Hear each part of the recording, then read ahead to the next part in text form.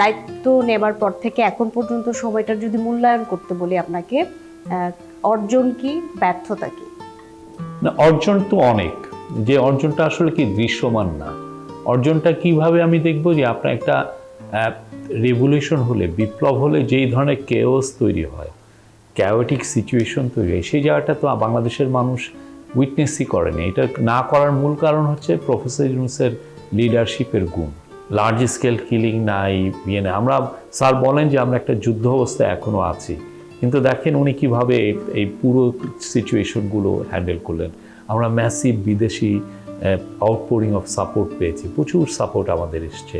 বাংলাদেশকে নতুন করেও সবাই চিনছে, আমাদের ইকোনমি ঘুরে দাঁড়িয়েছে, আমাদের ল অ্যান্ড অর্ডার আমি বলবো যে বেটার দিকে যাচ্ছে।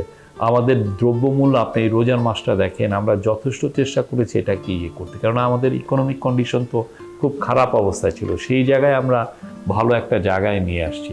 আমি মনে করি বাংলাদেশ এখন খুবই ভালো একটা জায়গায় আসছে, এবং ইলেকশনটা আমরা আরও, ইলেকশন যখন হবে, হয়ে যেই বাংলাদেশকে আমরা পরবর্তী গভর্নমেন্টের কাছে দিব, ইন্টারিম গভর্নমেন্ট দিবে, আমার মনে হয় যে খুবই বেটার একটা হেলদি অবস্থায় তাদের হাতে সমর্পণ করা হবে।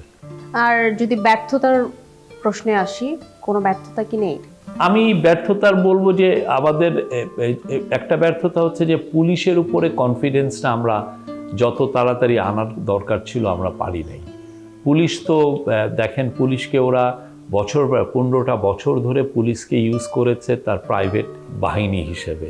পুলিশকে দিয়ে গুম করিয়েছে, পুলিশকে দিয়ে খুন করিয়েছে, এবং শেষে এসে পুলিশকে দিয়ে বাচ্চা বাচ্চা ছেলেদেরকে খুন করেছে। ফলে পুলিশের কোনো কনফিডেন্স ছিল না।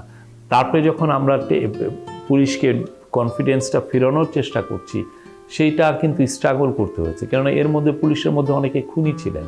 তো ওদেরকে সেপারেট করে একটা ডিসিপ্লিন, একটা বাহিনীকে রেজ করা, এটা খুবই তো টাফ। এই জায়গাটা আমাদের স্ট্রাগল করতে হয়েছে। আমরা যত দ্রুত কনফিডেন্সটা আনা দরকার আনতে পারিনি। আর কনফিডেন্সটা না আসার কারণে ওদের যে মোরাল লো বলে, আর ওর যেটা হয়েছে, এটার রিফ্লেকশনটা স্ট্রিটে হয়েছে। ছিনতাইকারীরা ভেবেছে যে আমি যদি এখন ছিনতাই করি আমাকে তো গুলি করবে না, আমাকে তো মারবে না।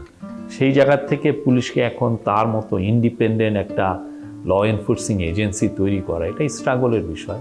আমরা চেষ্টা করে যাচ্ছি, এবং যত দিনকে দিন এটা বেটার যাচ্ছে, আমার মনে হয় যে it's a matter of months, এটা ঠিক হয়ে যাবে।